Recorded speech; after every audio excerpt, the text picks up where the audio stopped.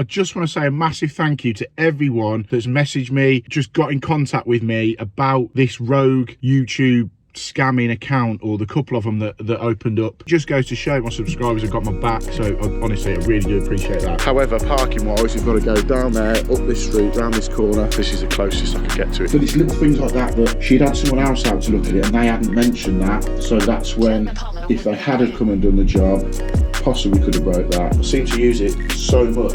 You know, when you don't have a tool, you think you don't need one, then when you get one, you find you use it all the time and you wonder how you work without it. We've got the outlet disconnected, we've got the pan connector disconnected and the power to it, so hopefully this will slide out now. It's this adapter plate and it's got like a non-return sort of valve in it, so once it stops pumping, that's obviously going to shut.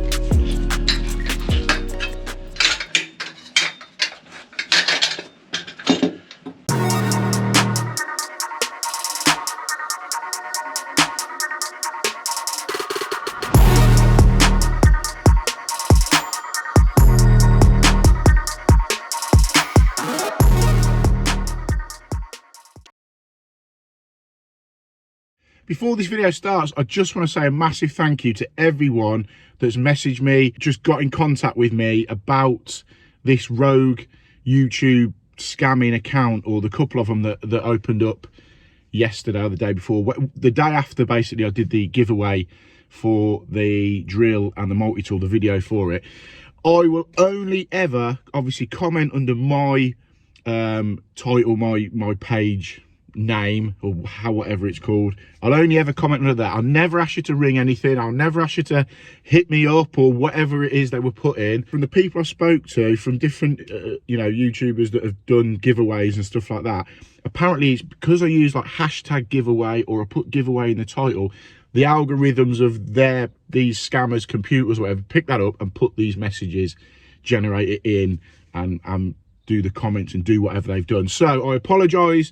Weren't my fault, but I apologise to everyone. Thank you to everyone that contacted me to give me the heads up about it. I really do appreciate it, and it just goes to show my subscribers have got my back, so honestly I really do appreciate that. So thank you for that. I will link up to the video again in the corner. If you haven't got on board with the giveaway, please do so, and probably next Sunday I will let you know who's won that. But again, thanks for the heads up on it, and I will leave you now to get on with today's video.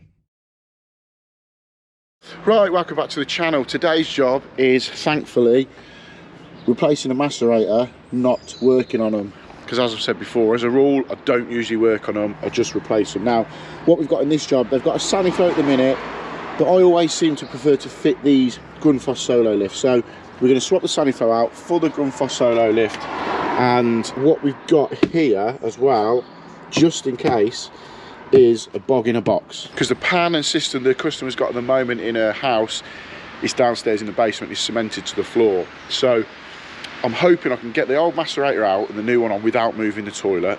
However, if I've got to move the toilet, because it's cemented down, there's a chance that it could break. So what I've done, I've just covered my arse by picking up a bog in a box as well, so we haven't got to go here, there and everywhere trying to get it sorted.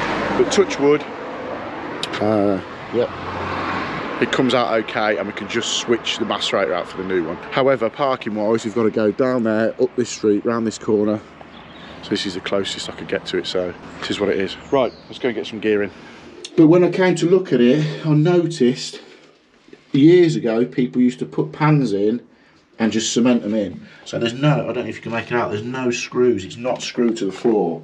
So what I said to the customer is, when we're taking this out, hopefully it will come out and the other one will go in without moving the pan, because otherwise, if we've got to move the pan, because it's cemented down, there's a chance it could crack.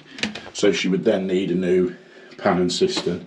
But it's little things like that that she'd had someone else out to look at it and they hadn't mentioned that. So that's when, if they had have come and done the job, possibly could have broke that, and then it's a hole. You've got to pay for it because it's broke, or they've got to pay for it, and you get into that. Whereas if you, when you look in and quote and you notice things like that, you pass it on to the customer and they're more grateful of it. This customer here was like, oh, the other guy never said that. Anyway, she ended up going with me to do it. So I picked up another bog in a box just to replace that if there's an issue. Hopefully there won't be. Hopefully we can get this out and the new one in with this in situ. So we'll get the water shut off, get it drained down, get it disconnected, get it out, and go from there and see where we're at. So because the Saniflo isn't working, obviously it's backed up in there, so we've got to get rid of that before even tackling that. But this is where, since having this Milwaukee wet vac, I seem to use it so much. You know, when you don't have a tool, you think you don't need one, then when you get one, you find you use it all the time and you wonder how you work without it. But that's how I'm finding that at the minute. So, you know, for taking that water out of that pan, this is perfect. Otherwise, I'm actually going to do it bucket and sponge, or just pull the back and let it go everywhere. So if you ain't got one, I think they're about 100 quid. 100 quid for the without the battery, but they're well worth having. You can do wet or obviously dry, and they also, you can put the hose on that end and you can use it for blowing jobs down, you know, blowing dust and whatnot out of the bathroom or wherever you're working. But anyway, we get this took out and then we can get this disconnected off this old Saniflo, get it off the fuse spur, and make a bit of headway.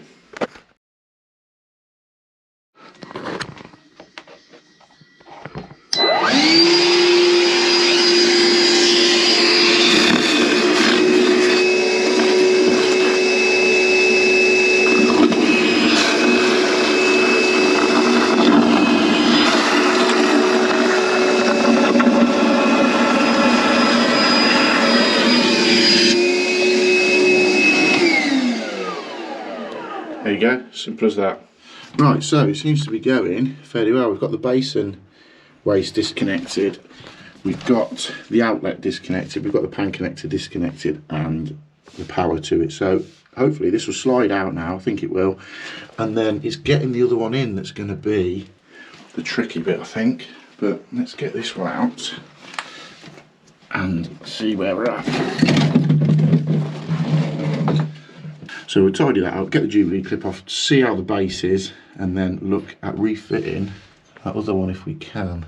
So with the other one out now, we've got this Grunfos Sololift WC-3 ready to sort of get into position, or at least get these fittings on ready to get into position. So I'll talk you through them. So it's got a cover plate on the top. This is for the outlet. So you unscrew that off there. Because we're going to come out the side outlet so that it can marry up with the existing outlet, there has a bung on the top that clips into this one. I will go around and make sure they're all tight, but that just clips in as that has done. And then what you have on the end as well, coming off the side, is this adapter plate, and it's got like a non-return sort of valve in it. So as the macerator is pushing the water out, that lifts up, goes up your 22mm pipe. Once it stops pumping, that's obviously going to shut and stop it backfilling into the unit. So because we're going to go in the side like that, so that's clipped on there. So now that's in position with that non-return flap there. That fitting there goes on the end of that, and then this fitting here goes internally on there so that we can get onto that 22mm outlet. Obviously that's onto the back of the pan, that's pretty straightforward. And then you've got an inlet there for a basin if it's coming from the right hand side, and an inlet there for the basin if it's coming from the left. Obviously this one here is coming in from the left. So we'll get these on, connected on, Jubilee clipped into place, make sure they're all secure, and then we can offer the unit. Hopefully it's going to slide back in without this pan coming out, because it would save a hell of a lot of effort if it does. So we'll get these made onto it.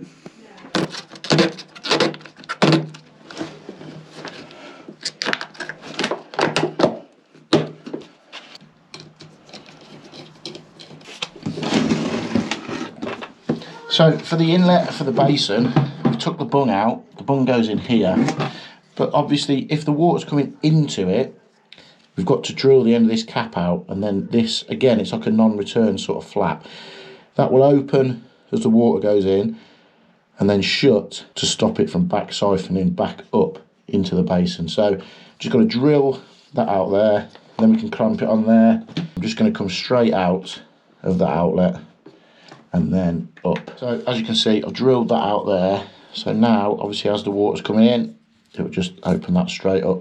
So we'll connect this in to the bottom here. It just locks in. So what I'm going to do is come off with that straight coupler and then elbow up into the waste pipe for the basin. It's just a little bit easier to get on than what the other one was. That is the Grunfos lift pump made up. We've got the outlet ready to go into the 22mm. We've capped the other outlet off just there. Ready to connect onto the back of the pan, and we've got the connection ready for the waste pipe for the basin. So this is the bit, hopefully we can get this squeezed in behind this pan to save taking all this lot out. So let's give it a go.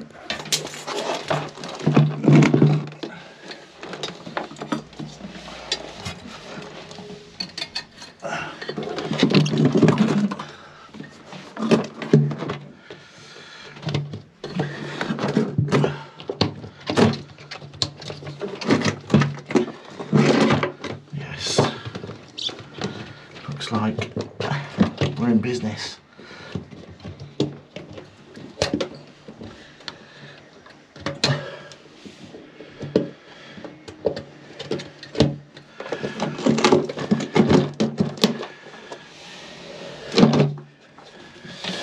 Now that fits the treat there.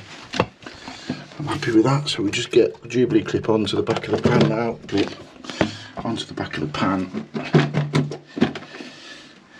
And we can start getting it connected back up.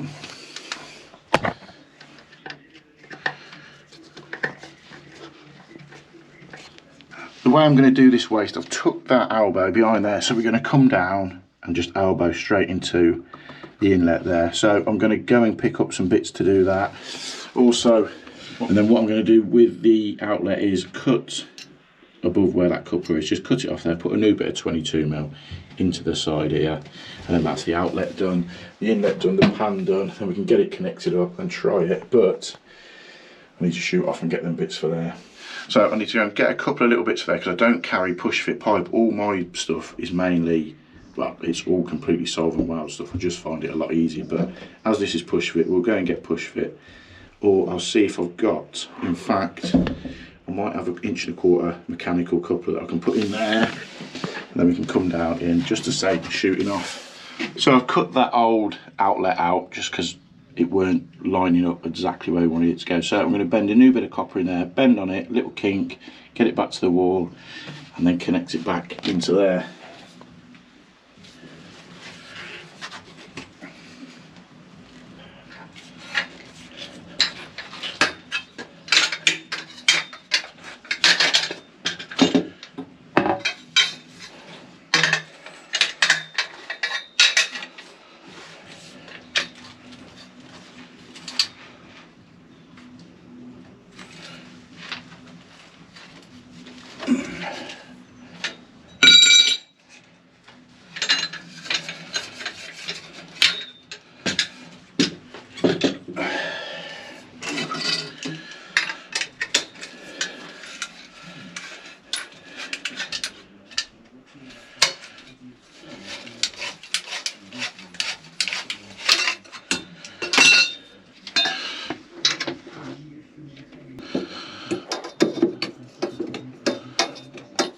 Right, so that is the pipe working for the outlet. I'll just solder that coupler up in a minute, and then we can shoot off and get the little bits to connect this waste this side.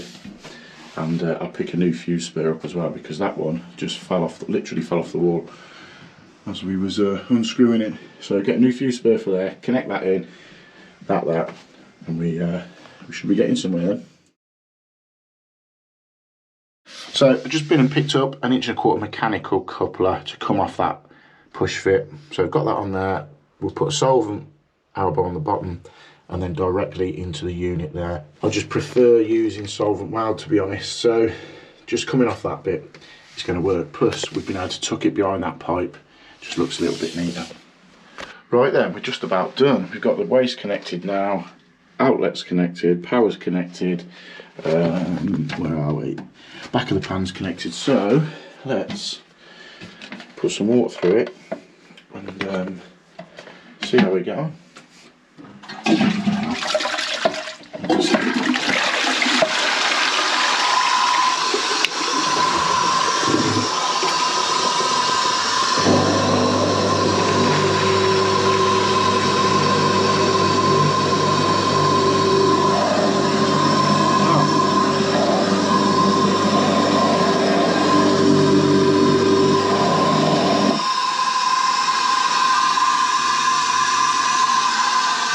That's a good sign.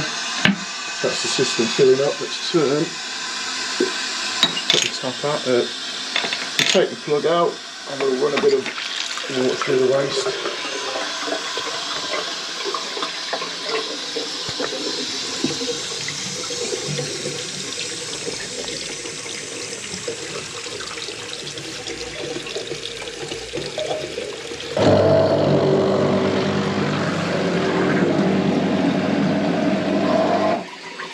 Perfect.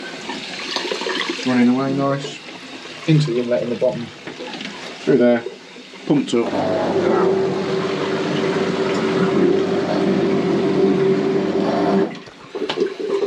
And we've also, luckily enough, we got away with not having to replace the toilet and the cistern.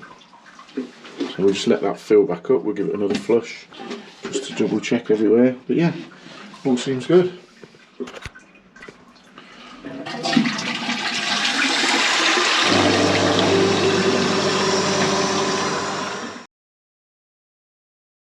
So there we go, all working as it should, pumping out, filling up and running the basin as well.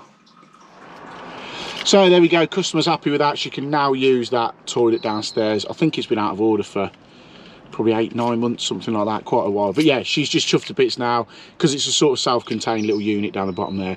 But yeah, that's the process of switching a macerator out, lift pump, whatever you want to call them. I say I've switched the Saniflo out there for a Grunfos Sololift2. For some reason, I just like fitting those Grundfos ones. So, hope you enjoyed that, and I will catch you soon.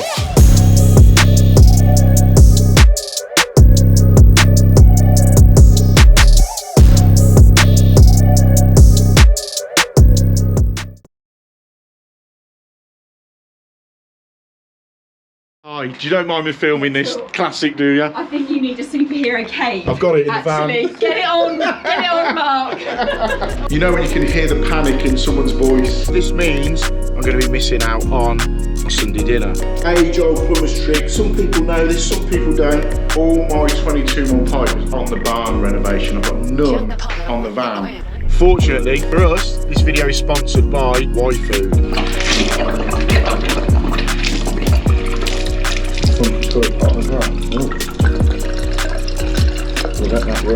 Don't let anyone ever tell you this channel isn't full of real world plumbing, because that is about as real as you'll get.